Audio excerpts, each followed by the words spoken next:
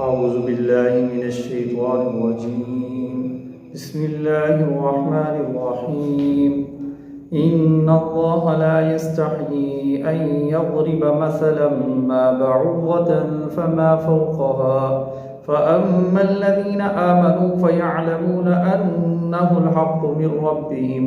وأما الذين كفروا فيقولون ماذا أراد الله بهذا مثلا يضل به كثيرا ويهدي به كثيرا وما يضل به إلا الفاسقين۔ ان آیات کا ترجمہ تفسیر سمجھنے کے لیے ہماری ویڈیو کو آخر تک دیکھیں تاکہ تمام سننے والوں کو ترجمہ تفسیر صحیح طریقے سے سمجھ آ سکے۔ تو اس آیت جو میں نے آپ کے سامنے تلاوت کی ہے، اس آیت میں اللہ تبارک و تعالی نے کافروں کے ایک اعتراض کا جواب دیا۔ سب سے پہلے یہ سمجھ لیں کہ یہ قرآن پاک کے اندر جو اللہ نے مثالیں بیان کی ہوئی ہیں، مثلا مثالیں جو بیان کی ہیں وہ شرک کرنے والوں کو سمجھانے کے لیے کہ جو تم اللہ کے سوا، اللہ کے ماں سوا بتوں کی عبادت کرتے ہو، دوسروں سے مانگتے ہو، سوال کرتے ہو،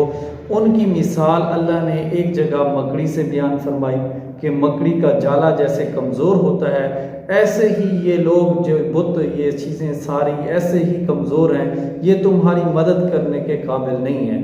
دوسرا، اللہ تبارک و تعالیٰ نے قرآن پاک میں ایک جگہ مکھی کی بھی مثال دی کہ جو لوگ اللہ تبارک و تعالیٰ کو چھوڑ کر غیروں کی عبادت کرتے ہیں، وہ ایک مکھی بنانے، مکھی تو دور کی بات، مکھی کا پر بنانے کے اوپر بھی قادر نہیں ہے، تو تم ان کی کیوں عبادت کرتے ہو؟ یہ جو اللہ نے چھوٹی چھوٹی مثالیں دی ہیں، یہ مثالیں اللہ تبارک و تعالیٰ نے شرک کو سمجھانے کے لیے کہ شرک اتنا کمزور ہے، ان کو سمجھانے کے لیے اللہ تبارک و تعالیٰ نے مثالیں دی ہیں۔ ایمان والے ان مثالوں کو سن کر وہ یہ کہتے ہیں کہ یہ مثالیں حق کو ہیں، اللہ تبارک و تعالیٰ کی طرف سے حق اور سچ ہیں، اور جن چیزوں کے بارے میں مثال دی جا رہی ہے ان کے بارے میں ٹھیک ہیں، اور ایمان والے ان مثالوں کو سن کر ان کا ایمان اور زیادہ اللہ پر پختہ ہوتا ہے، اور زیادہ ان کے ایمان کے اندر پختگی آتی ہے۔ اب کافروں نے ان پر اعتراض کیا، مشرکین نے بھی اور اسی طرح یہودیوں نے بھی ان پر اعتراض کیا کہ اللہ کی ذات اتنی بڑی ذات ہے،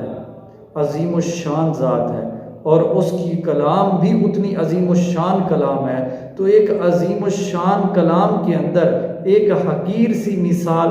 یہ ہماری سمجھ میں نہیں آتی۔ اس طرح کا انہوں نے اعتراض کیا، بلکہ بعض تو اس کے اوپر ہنسنے لگ گئے۔ اللہ تبارک و تعالیٰ نے اس بات کو سمجھایا اور اس بات کا جواب دیا کہ اللہ پاک اس بات پر قادر ہیں، اور اللہ پاک اس بات سے شرماتے بھی نہیں ہیں کہ اللہ پاک مکھی کی مثال بیان کریں یا مچھر کی مثال کیا بیان کریں، یا اس سے اوپر یا اس سے کم، یعنی کسی چیز کو سمجھانے کے لیے اللہ پاک جیسے بھی مثال بیان کریں وہ قادر ہے، اس سے کوئی پوچھنے والا نہیں ہے۔ کسی چیز کو سمجھانے کے لیے اللہ پاک مثال کو بیان کر سکتے ہیں۔ اللہ تعالیٰ آگے فرماتے ہیں کہ یہ جو مثالیں ہیں، اس مثالوں کو بیان کرنے سے بہت سارے لوگوں کو ہدایت بھی مل جاتی ہے کہ وہ شرک کے بارے میں سمجھ جاتے ہیں کہ شرک کتنا کمزور، اور شرک کے بارے میں ان کو شرک کی حقیقت کا پتہ چل جاتا ہے ان مثالوں کے ذریعے۔ اور بعض لوگ ان مثالوں کو بیان جب کیا جاتا ہے اور سنایا جاتا ہے، بعض لوگ بجائے ہدایت کے آنے کے گمراہی کی طرف چلے جاتے ہیں۔ وہ گمراہی کی طرف وہی جاتے ہیں جو اعتراض کرتے ہیں، جو سوال کرتے ہیں، بے جا اعتراض کرتے ہیں، وہی لوگ گمراہی کی طرف جاتے ہیں، اور جو لوگ اس پر ایمان لاتے ہیں، حق سمجھتے ہیں، سچ سمجھتے ہیں، ان کا ایمان اور زیادہ پختہ ہوتا ہے۔ تو ان آیات کے اندر اللہ تبارک و تعالیٰ نے ان لوگوں کا اعتراض کا جواب دیا جو لوگ قرآن پاک کی ان مثالوں کے اوپر، مکھی کی مثال، مکڑی کی مثال کے اوپر اعتراض کرتے تھے۔ اللہ پاک نے ان کا جواب دیا کہ ان مثالوں کے ذریعے بہت ساروں کو ہدایت ملتی ہے کہ وہ شرک کی حقیقت کو سمجھ جاتے ہیں اور شرک سے توبہ کرتے ہیں اور شرک سے نفرت کرتے ہیں، اور بہت سارے لوگ جو اعتراض کرتے ہیں وہ گمراہی کی طرف چلے جاتے ہیں۔ اب ان آیات کا ترجمہ، ان اللہ بے شک اللہ تعالیٰ لا یستحیی، لام الف زبر لا قرآن پاک میں جہاں پر بھی آئے تو یہ نفی کے لیے ہوتا ہے، اس کا معنی ہوتا ہے نہیں، بے شک اللہ تعالیٰ لا یستحیی نہیں شرماتے، ان یضربا مثلا کہ بیان کریں کوئی مثال، ما بعوضۃ کوئی بھی مثال اللہ تعالیٰ بیان کرے مچھر کی، فما فوقہا یا اس سے اوپر، یعنی مچھر جس طرح یہ ادنا سی مخلوق ہے اس طرح کوئی اور بھی ادنا سی مخلوق ہو اس کی بھی مثال اللہ تبارک و تعالیٰ بیان کریں تو اللہ اس سے شرماتے نہیں ہیں۔ فَأَمَّا الَّذِينَ، اللہ یہاں سے بیان کر رہے ہیں کہ ان مثالوں کے ذریعے بیان کرنے کا مقصد کیا ہے، بیان کرنے کا مقصد یہ ہے بہرحال وہ لوگ جو ایمان والے ہیں، فَيَعْلَمُونَ وہ جانتے ہیں، أَنَّهُ الْحَقِّ یہ اللہ کی طرف سے یہ مثالیں سچ ہیں، مِن رَبِّهِمْ اپنے رب کی طرف سے، وَأَمَّا الَّذِينَ كَفَرُوا اور جو لوگ کافر ہیں، فَيَقُولُونَ وہ کہتے ہیں، مَاذَا أَرَادَ اللَّهُ اللہ نے کیا ارادہ کیا ہے، بِهَذَا مسئلہ ان مثالوں کے ساتھ، یُضِلُّ بِهِ کثیرا اللہ تعالیٰ اس کا جواب دے رہے ہیں کہ بہت سارے لوگ اس سے گمراہ ہو جاتے ہیں، وَيَهْدِي بِهِ کثیرا اور بہت سارے لوگوں کو اللہ تعالیٰ اس کے ذریعے سے ہدایت عطا فرماتے ہیں۔ وَمَا يُضِلُّ بِهِ إِلَّا الْفَاسِقِينَ اس آیت میں اللہ نے یہ بیان فرمایا کہ ان مثالوں کے ذریعے کون گمراہ ہوتے ہیں، اللہ فرماتے ہیں کوئی گمراہ نہیں ہوتے الا الفاسقین مگر فاسق لوگ، فاسقین فسق کی جمع ہے، فسق فجور ایک ہی معنی میں آتا ہے یعنی گناہ گار لوگ۔ فسق کس کو کہتے ہیں؟ فسق کہتے ہیں اللہ تبارک و تعالیٰ کے حکم سے حد سے نکل جانا، اللہ کے حکم کی عدولی کرنا، اللہ کے حکم کے خلاف کرنا، یہ فسق ہوتا ہے، گناہ بھی اسی کے اندر آتا ہے۔ آگے اگلی آیت نمبر 26 کے اندر اللہ تعالیٰ فرماتے ہیں الذین ینقضون عہد اللہ من بعد میثاقہ اس آیت میں اللہ تبارک و تعالیٰ نے فاسقین کی تعریف بھی کی کہ فاسق کس کو کہتے ہیں، فاسقین، اور دوسرا فاسق کے اوصاف بیان کیے کہ فاسق کے اندر کیا کیا علامتیں پائی جاتی ہیں، تو اللہ نے بیان فرمایا الذین ینقضون فاسق وہ لوگ ہیں جو توڑ دیتے ہیں اللہ کے عہد کو، من بعد میثاقہ اللہ تبارک و تعالیٰ سے پکا کرنے کے بعد، اللہ سے وعدے کو مضبوط کرنے کے بعد اس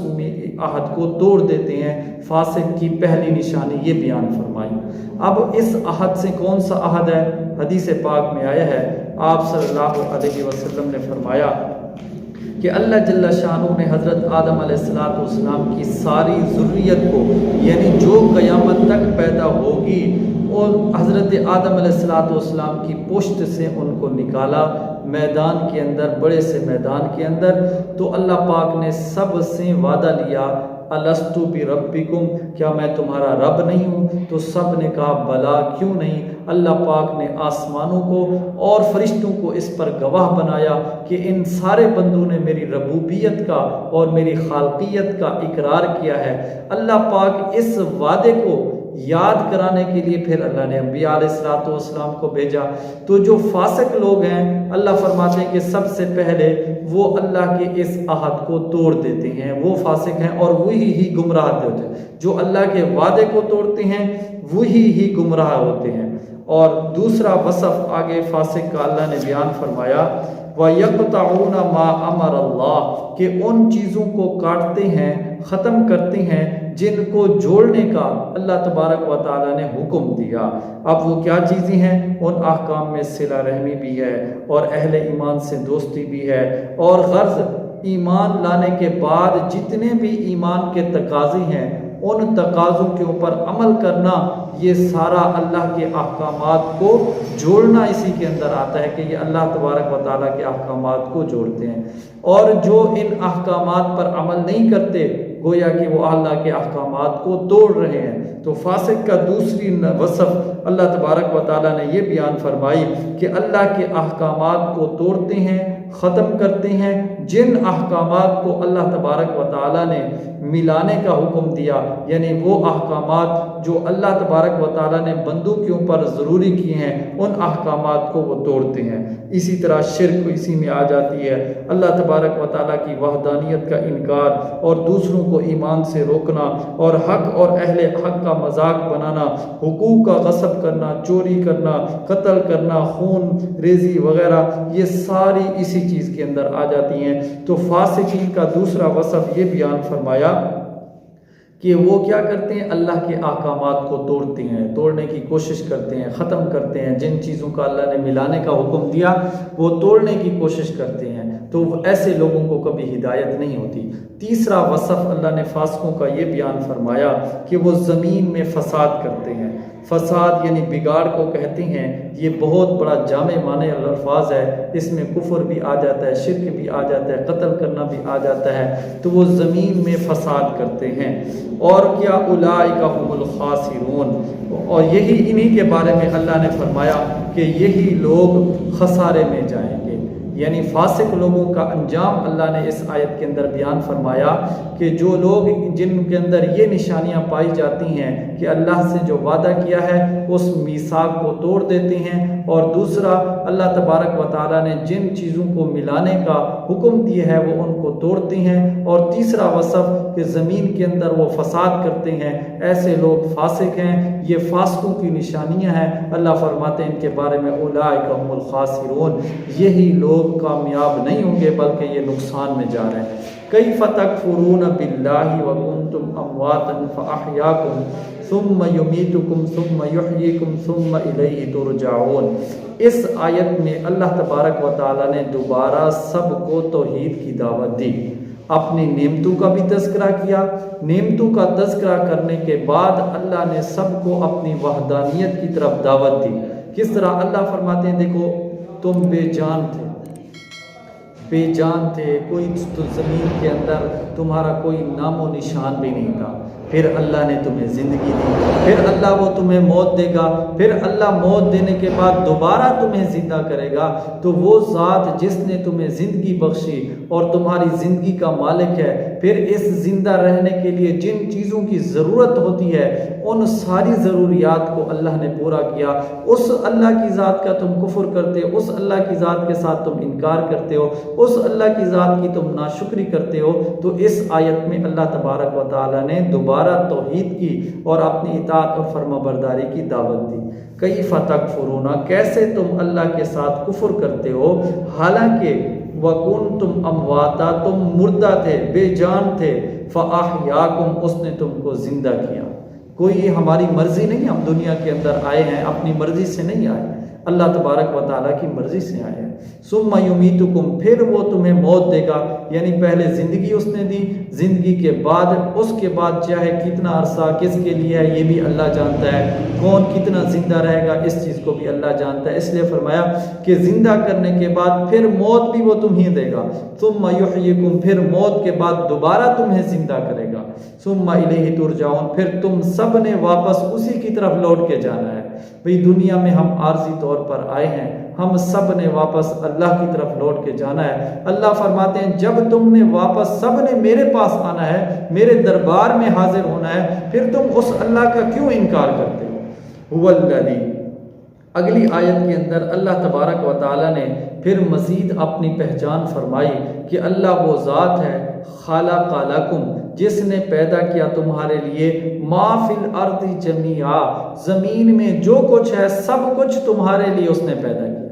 زمین کے اندر جتنی بھی نعمتیں وہاں سے نکل رہی ہیں، کسی کو ہم جانتے ہیں اور کوئی ایسی نعمتیں ہیں کہ ہم ان کو جانتے بھی نہیں ہیں۔ زمین کے اندر ایک قسم کی نعمت نہیں ہے، پانی بھی ہے، معدنیات بھی ہے، اور بھی بہت ساری چیزیں ہیں، اللہ نے خزانے ہیں زمین کے اندر رکھے ہیں۔ اللہ فرماتے ہیں یہ سارے کے سارے میں نے تمہارے لیے بنائے۔ اللہ کھانے سے پاک، پینے سے پاک، ہر چیز سے پاک ہے۔ یہ سارے زمین کا نظام اللہ نے انسانوں کے لیے، اللہ فرماتے ہیں میں نے تمہارے لیے بنایا ہے۔ جب یہ ساری نعمتیں میں نے تمہارے لیے بنائی ہیں، پھر اللہ کے ساتھ تم کیوں شرک کرتے ہو؟ پھر اللہ کی تم کیوں ناشکری کرتے ہو؟ پھر اللہ تبارک و تعالیٰ کی ذات کا کیوں تم انکار کرتے ہو؟ ثم استویٰ، اللہ فرماتے ہیں زمین کو پیدا کرنے کے بعد پھر اللہ تبارک و تعالیٰ نے استویٰ الی السماء، آسمان کو بنانے کا ارادہ فرمایا۔ فسواہن سبع سماوات، پس اللہ تبارک و تعالیٰ نے ان کو کیا 7 آسمان بنا دیے۔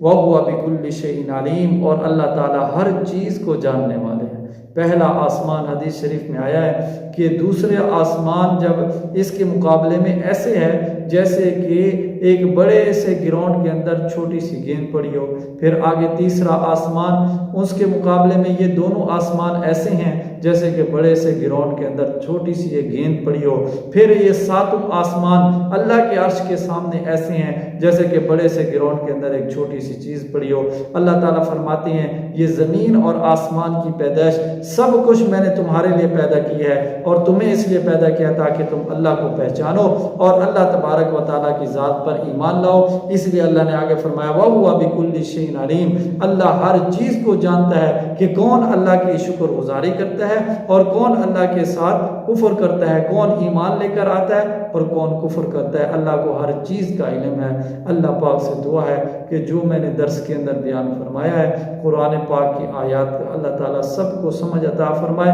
اور عمل کی توفیق عطا فرمائے. وآخر دعوانا الحمدللہ.